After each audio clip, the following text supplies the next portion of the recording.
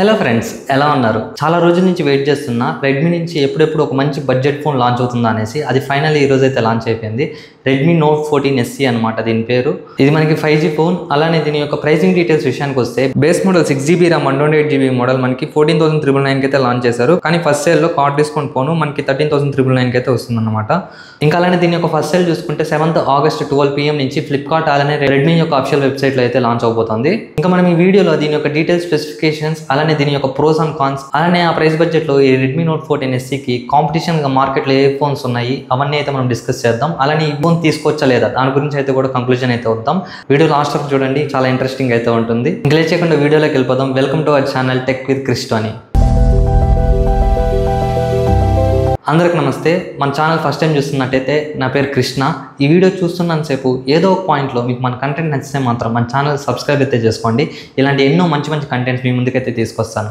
ఇంకా ఫస్ట్ మనం ఈ రెడ్మీ నోట్ 14 SE యొక్క ఫుల్ స్పెసిఫికేషన్స్ అయితే చూద్దాం. డిజైన్ అండ్ డిస్ప్లే గురించి అయితే మాట్లాడుకుందాం. ఇందులో మనకి 6.67 inch full HD+ MOLED display అయితే వస్తుంది. ఇది మనకి 120Hz రిఫ్రెష్ రేట్ అయితే సపోర్ట్ చేస్తుంది.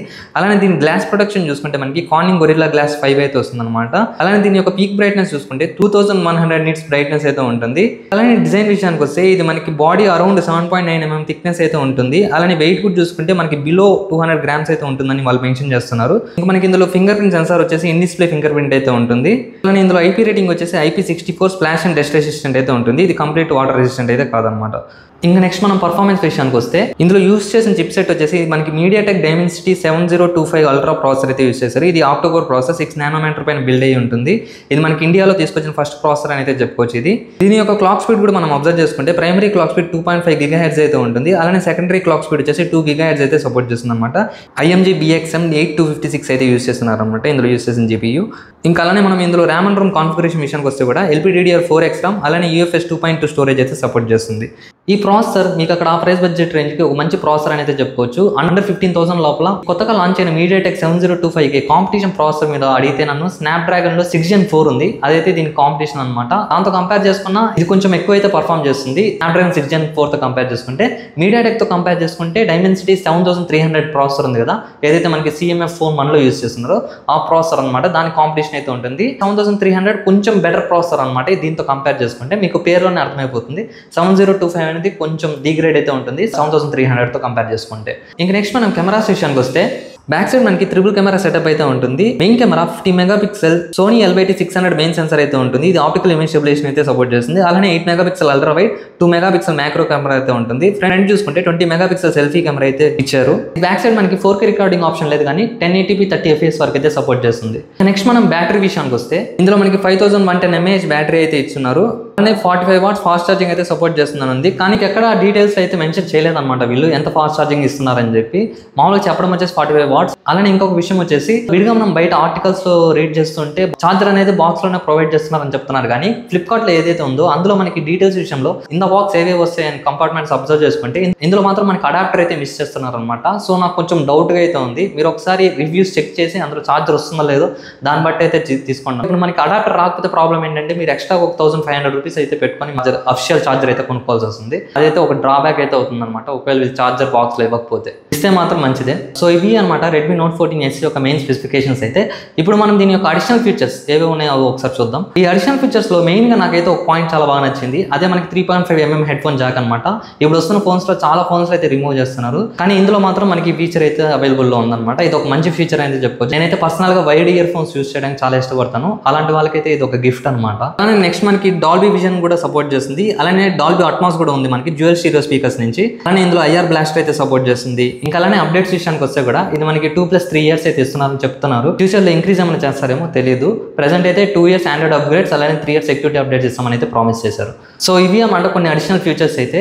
నెగిటివ్స్ ఏమన్నా ఉన్నాయా అంటే నెగిటివ్స్ అయితే పెద్దగా ఏం లేవు. కరెక్ట్ ప్రైస్ రేంజ్కి అయితే లాంచ్ చేశారనమాట. అన్ని ఫీచర్స్ అయితే ఉన్నాయి ఇందులో. చాలా రోజుల తర్వాత రెడ్మీ నుంచి ఒక అగ్రెసివ్ ఫోన్ అయితే లాంచ్ అయింది అనుకుంటున్నాను నేనైతే.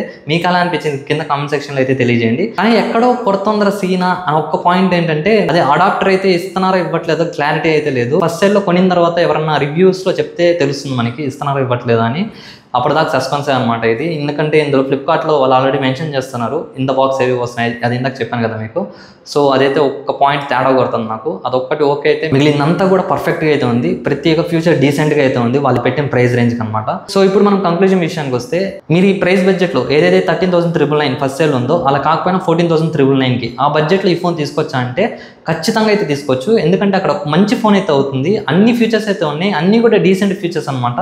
ప్రాసెసర్ కూడా మీకు కొత్త ప్రాసెసర్ ఇది 7025. ఏమైనా హీటింగ్ ఇష్యూస్ ఉంటే అది ఒకసారి మనం చెక్ చేసుకోవాలి ఫస్ట్ సేల్ అయిన తర్వాత. యాజ్ ఆఫ్ నౌ మాత్రం పర్ఫెక్ట్గా ఉంది, ప్రతి ఒక్కటి డీసెంట్గా అయితే ఉంది. మీరు చూసుకుంటే ప్రాసెసర్ కానీ, కెమెరాస్ కానీ, బ్యాటరీ కానీ, డిస్ప్లే కానీ ప్రతి ఒక్కటి ఆ ప్రైస్ రేంజ్లో ఇవ్వాల్సిన ఫీచర్స్ అయితే ఇచ్చున్నారు అనమాట. అలానే అడిషనల్గా కొన్ని ఫీచర్స్ కూడా ఉన్నాయి. 3.5mm హెడ్ ఫోన్ జాక్ కానీ, డాల్బీ విజన్, డాల్బీ అట్మాస్ కానీ అవైతే కూడా మీకు అడిషనల్ ఫీచర్స్ అయితే వస్తాయి. అక్కడ ఐపీ రేటింగ్ అయితే ఇందులో ఉండదు, అది మీరు మర్చిపోవచ్చు. మామూలుగా ఈ ప్రైస్ బడ్జెట్లో మనం ఇగ్నోర్ చేయొచ్చు అనమాట. ఐపీ రేటింగ్ IP64 అయితే సపోర్ట్ చేస్తుంది, మీకు అది ఓకే అనమాట, అక్కడ యాక్సెప్ట్ చేయొచ్చు. ఇంకా అలానే దీనికి కాంపిటీషన్ గా మార్కెట్ లో ప్రెసెంట్ ఏ ఫోన్స్ ఉన్నాయని మనం చూసుకుంటే రియల్మీ P3 అయితే ఉంది. అలానే ఒప్పో K13 అయితే మీకు అడిషనల్ గా ఒక 1000 రూపీస్ ఎక్కువ పెట్టుకుంటే ఆ ఫోన్ అయితే వస్తుంది. లేదు మాకు క్లీన్ సాఫ్ట్వేర్ ఎక్స్పీరియన్స్ కావాలి అనుకుంటే మీరు CMF ఫోన్ 1 కూడా అయితే ఉంది అక్కడ ప్రైస్ బడ్జెట్ లో, మీరు అది కూడా అయితే చెక్ చేయొచ్చు. ఇప్పటికీ అది బెస్ట్ డీల్ అనమాట. అక్కడ క్లీన్ సాఫ్ట్వేర్ ఎక్స్పీరియన్స్ కావాలనుకుంటారు మీరు ఆ ఫోన్ అయితే కూడా చెక్ చేయొచ్చు. కానీ నాకైతే చాలా హ్యాపీగా ఉంది. చాలా రోజుల తర్వాత రెడ్మీ నుంచి అయితే ఒక మంచి కంబ్యాక్ వచ్చిందని అయితే చెప్పుకోవచ్చు. చాలా అగ్రెసివ్ ప్రైస్ రేంజింగ్ అయితే పెట్టారు. అండర్ 15K బడ్జెట్లో ఈ ఫోన్ అయితే ఖచ్చితంగా కన్సిడర్ చేయొచ్చు. సో ఇది ఫ్రెండ్స్ నా రివ్యూ అయితే. మీకు ఎలా అనిపించింది కింద కామెంట్ సెక్షన్లో అయితే తెలియజేయండి. అలానే మీ ఫ్రెండ్స్ అండ్ ఫ్యామిలీ మెంబర్స్లో ఎవరైనా అండర్ 15K బడ్జెట్లో ఒక మంచి ఫోన్ కొనాలని అయితే చూస్తున్నారో వాళ్ళకి ఈ వీడియో షేర్ చేయండి, ఖచ్చితంగా హెల్ప్ఫుల్ అయితే అవుతుంది. ఇంకా అలానే మన కంటెంట్ నచ్చితే మాత్రం మన ఛానల్ సబ్స్క్రైబ్ అయితే చేసుకోండి. Thank you guys.